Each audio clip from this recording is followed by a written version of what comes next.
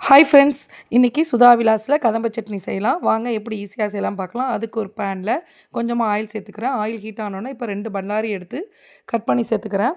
பல்லாரி வதங்கணும், நல்லா வதங்கட்டும். கலர் சேஞ்ச் ஆகிற அளவுக்கு நல்லா வதங்கட்டும்.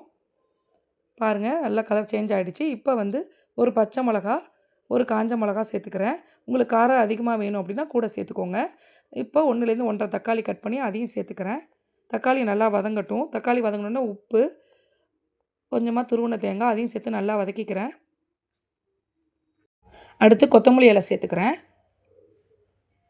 அதையும் சேர்த்து நல்லா வதக்கிக்கிறேன். அடுத்து ஃபைனலாக கருவேப்பிலை ஒரு கொத்து சேர்த்து அதையும் நல்லா வதக்கிக்கிறேன்.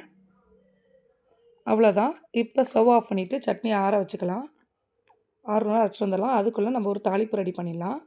அதுக்கு ஒரு பேனில் ஆயில் சேர்த்துக்கிறேன். ஆயில் ஹீட் ஆனோடனே இப்போ கடுகு, உளுத்தம்பருப்பு, கருவேப்பிலை, பெருங்காயத்தூள் இதெல்லாம் சேர்த்துட்டு நம்ம அரைச்சி வச்சுருக்க அந்த சட்னியில் ஊற்றி மிக்ஸ் பண்ணிடலாம்.